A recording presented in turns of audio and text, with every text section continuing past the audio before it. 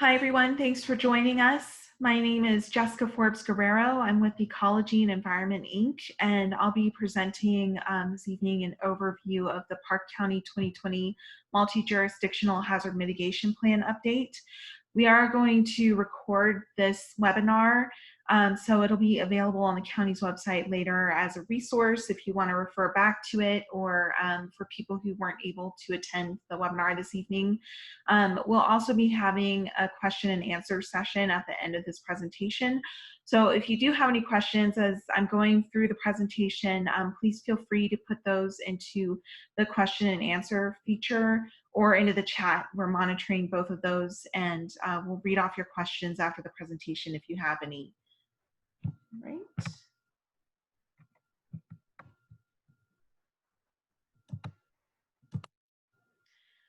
So hazard mitigation, this is the 2020 update of the county's hazard mitigation plan. This is a regional effort that's driven by the county's Emergency Services Council, and that includes the towns of Fairplay and Alma, and also the county's fire and ambulance districts, as well as county government. And this is a process, this process of updating the plan is completed every 5 years to comply with FEMA regulations. It's a process of looking at hazard risks in the communities and ways to mitigate those risks. It also enables the county and its partners to be eligible for pre-hazard mitigation funding from FEMA. So this process that we're going through currently consists of 3 major parts. We're looking at, we're completing a risk assessment. So that involves looking at what hazards affect the county, what areas, what facilities and buildings, and what populations are potentially exposed to those hazards. We do that through a combination of research, looking at historic events, looking at the distribution of hazards across the county, and that involves looking at GIS data and also other research that's been done at the state and local level. We also complete a capability assessment. So that involves looking at local government tools. So legal and regulatory tools, including plans and ordinances, the county's administrative and technical tools. So that includes personnel at the county and at partner organizations who are involved in hazard mitigation, and also programs that the county and its partners run. And then also fiscal tools. So what are the financial tools? Where can we find the funding to address some of these hazard risks that are affecting our communities? And then once we have an idea of, okay, what are the issues with regards to hazards?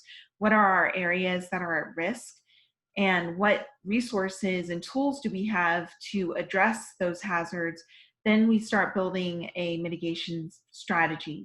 So we start that mitigation strategy with goals and objectives.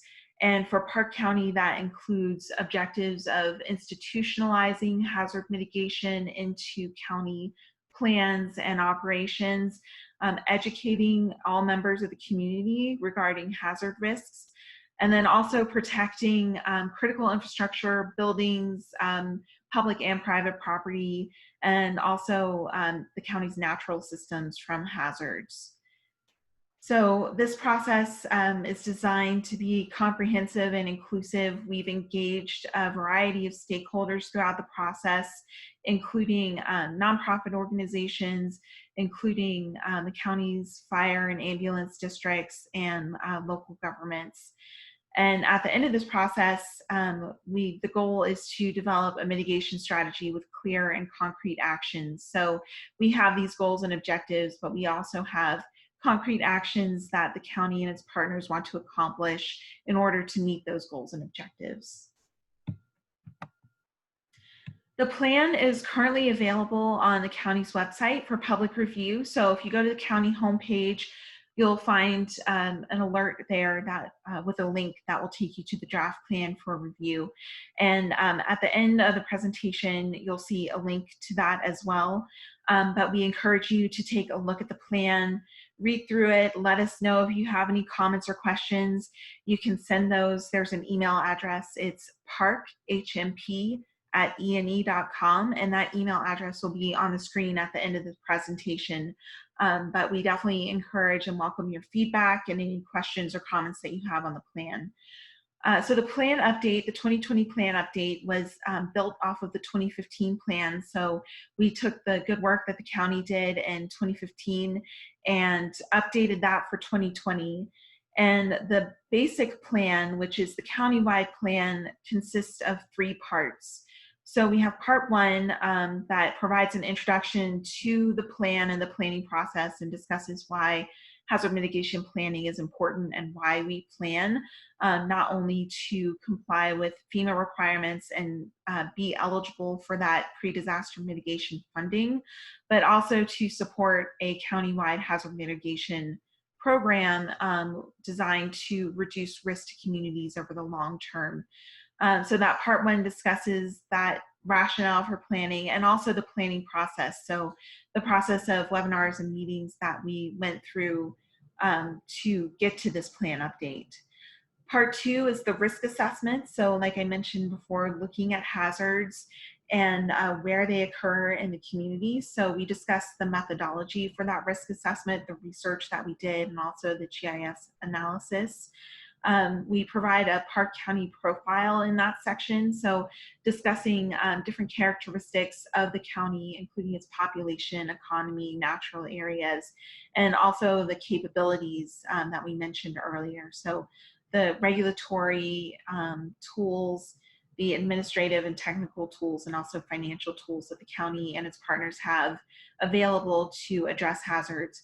We also provide hazard profiles of each of the hazards that affect the county, and we'll go into those in just a few minutes.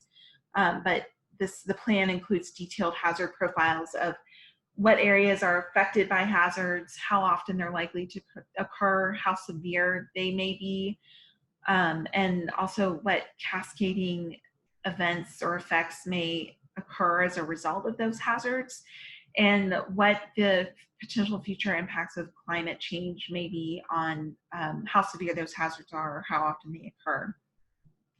Part 3 is really where the rubber meets the road for the planning process. So this is our mitigation strategy. This is where we talk about what are those actions that the county and its partners want to accomplish within this 5-year planning period, and who is going to be responsible for accomplishing those, what time frame are those actions likely to be accomplished in. And then we also have the implementation strategy in this section. So, and that goes over how and when the county is going to review and update the plan, and how is the county going to track progress to see, okay, how far have we gone in implementing this mitigation strategy? What success stories do we have?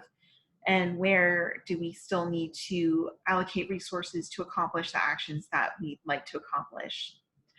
We also have jurisdictional annexes, which are area-specific plans. And we have one for the town of Fairplay, and then one for the fire and ambulance districts that have taken part in the process. So the hazards that we're looking at, early on in the planning process, we asked the Hazard Mitigation Committee, so that includes members of the Emergency Services Council, what hazards are we concerned with in Park County, and how should we rank them in terms of their planning priority? We also asked similar questions to county residents and landowners and business owners in a community survey. And what was interesting is our top 3 hazards were the same. The Hazard Mitigation Committee indicated that wildfire, severe winter weather, and severe thunderstorms, hail, and wind were their top hazards of concern. And that's what members of the community told us as well. So we also looked, this list that we have here is mostly in order. We looked also at flood, hazardous materials, dam failure, landslide, earthquake, drought, and epidemic pandemic. And as you can see, this list includes both natural hazards, man-made hazards in terms of hazardous materials, and then technological hazards in terms of dam failure. I say this list is almost in order because we started this process right when COVID-19 was becoming a concern. We had one workshop in person, and then um, due to social distancing requirements, we moved the planning process online, which is why we're having this webinar this evening. But to recognize that epidemic and pandemic are hazards of concern, we added them in the plan once COVID-19 really became a concern. So the plan does take into account epidemic and pandemic risks, and it does include strategies to help the county institutionalize knowledge that has been gained from this response to COVID-19. So those lessons learned can be institutionalized by the county and its partners, and the resources that have been pulled together for this particular event can be available for future events. So this table provides some detail into our ranking process. When we're looking at what hazards are planning priorities, we look at four main parameters. So that includes probability and frequency, which is how often a hazard is likely to occur, with 1 being relatively rare and 5 being a hazard that occurs more frequently, so on the order of probably every year. And certainly when we're thinking about wildfires, fires have the potential to occur on an annual basis. Magnitude is the severity of the hazard and also the area it affects. So if you're thinking about a flood, a severe flood is going to spread out over more area. So it affects a larger area, it's more severe. And again, 1 is the lowest magnitude and 5 being the highest. Onset is defining how long a community has between when they're warned of a hazard, when they know a hazard event is going to occur, and when that event occurs. So if you think about thunderstorms, you may know several days in advance that you're likely to see increased thunderstorm activity. You may see more lightning. A fire, you may know that you're going to see more lightning in the area, but in terms of whether a lightning strike is going to cause fire, a wildfire that's going to spread, you have a lot less warning time when it comes to something like that. Duration gets at the idea of how long a hazard is going to be affecting the community. So, and for duration, we look not only at how long a hazard is active, so how long a flood is occurring or how long a fire is uncontained. We also look at how long the response and the recovery takes. So if we're talking about something like the severe floods and storms that we saw in 2013, we know in some areas the recovery is still continuing. So for some very severe hazards, that recovery could take years, and that would affect the duration. So you can see here how our list stacked up. And like I mentioned before, we included epidemic and pandemic later on in the process. So that would probably rank a little higher on this list. When we talk about how we mitigate hazards, there are 5 buckets, quote unquote, that we put mitigation actions into.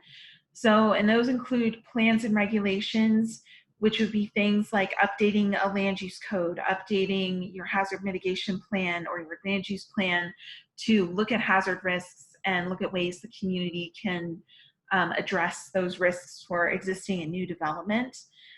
We also think about infrastructure and capital projects. So that would be retrofitting a building to increase its resilience to earthquakes, or replacing a bridge or a culvert on a stream so it can accommodate more water and reduce flooding risks. We also have strategies that fall under natural systems protection. So that would be things like managing wildfire fuels, or after a fire, going in and putting down or revegetating the area or putting down things to stabilize the land to reduce risks of runoff or landslides following a fire when the slopes are unstable. We also have actions that fall into education and awareness. So that would be things like producing resources so the community is aware of severe storm risks, or producing resources that help landowners maintain their property to reduce wildfire risks. That's also things like reaching out to stakeholder organizations to help them build their resources and their capacity to reduce risks in their jurisdictions. Finally, we have actions that fall under preparedness and response. So that would be things like updating radio communications. That would be things like purchasing equipment or training first responders to respond to, for example, an epidemic or a pandemic or a dam failure event, things like that. And typically, we don't consider preparedness and response actions to be necessarily mitigation measures. Mitigation measures are things that have long-term effects on the community once a project is complete. So thinking about those kind of classical infrastructure and capital projects or changes to plans where once that change is complete, you've either reduced the risk to a building, you've removed development from a hazard area, so things that you won't have to keep doing in order for that benefit to occur. So what are some mitigation strategies that we're considering in this plan update? We have a series of actions from the plan here addressing our top hazards, and they include things like conducting an annual exercise that involves members of the public, and that exercise is all phase of emergency management, and that's designed to address multiple hazards. And that's something that falls into that preparedness and response bucket that we mentioned earlier. We also have an action here to continue to educate property owners at risk from wildfire about maintenance strategies they can implement to reduce the risk to their property. We have an action to obtain funding to compensate volunteers to run the fuels management program. These are both strategies that are looking at natural systems and also protection of property and education of the community through providing resources for property owners. Another wildfire action we have is to harden infrastructure at greatest risk from wildfire to make it less likely to be damaged by a fire. We also have a severe winter weather strategy to create an education program regarding winter weather preparedness, including preparedness measures for pets and livestock. So that's another public education and outreach action that's in the plan. We also have an action to educate the public about thunderstorm awareness and safety precautions, which we know is a major issue at high elevations. Another action addressing severe thunderstorm risks is to install and upgrade lightning rods on public structures to ground that lightning if it strikes. And then another action we have to address multiple hazards is to acquire generators for schools within the RE2 South Park School District, including Deer Creek Elementary School. And this is something that really came about based on recent events. So recent stranding events that the county has seen with drivers being stranded during severe winter weather. This action will really enable those schools to serve as shelters in the event that another storm closes the roads in the future. And finally, we have an example of one of our flooding actions, which is to identify areas where drainage improvements are needed and improve bridges, culverts, channels, and other drainage infrastructure in these areas. So at this point, we have the draft HMP, the draft hazard mitigation plan, available for review on the county's website. And we encourage you all to go to the county's homepage and click on the links to review the plan. Take a look at the plan, and please let us know if you have any comments or questions on the basic plan or any of the annexes. We welcome your feedback on the plan. This is for your communities, so we want to make sure that it reflects your concerns. So yes, we would welcome your comments. We're asking you to provide comments by this Thursday, June 18th, so we can send the plan to review. This is a living plan, though, and if you send comments later on, those comments will be sent to the county, and the county can consider those during annual review periods or while we're finishing up this plan update. So any comments, any questions you have, please send those to the email address that's on the screen now. It's parkhmp@ene.com. You can also learn more about emergency management in Park County by visiting the homepage of the Office of Emergency Management, and that link there is at the bottom of the screen. Like I mentioned earlier, we did have a community survey at the beginning of this process. We received over 140 responses on that survey. So if you're someone who responded to that survey, thank you. We appreciate your feedback. Most of the responses we received were from county residents and landowners. Like I mentioned earlier, wildfires, severe winter weather, and severe thunderstorms, hail and wind were listed as the main hazards of concern. And people also shared information on hazard events that had affected them and ideas that they had for strategies to be included in the plan. And that's it for the presentation this evening. So if you have any questions, please put those in the Q&A box or also in comments. And I'll just open things up to Sam now. Oops, did not mean to do that. Sam, did we have any questions so far? None yet. None yet? Okay. We'll hang on the line here until, let's see, for the next 5 or so minutes, see if we have any questions. Feel free to share those in the box and we'll answer any questions or comments that you have. So we'll hang on the line for about 5 more minutes if anyone has any questions.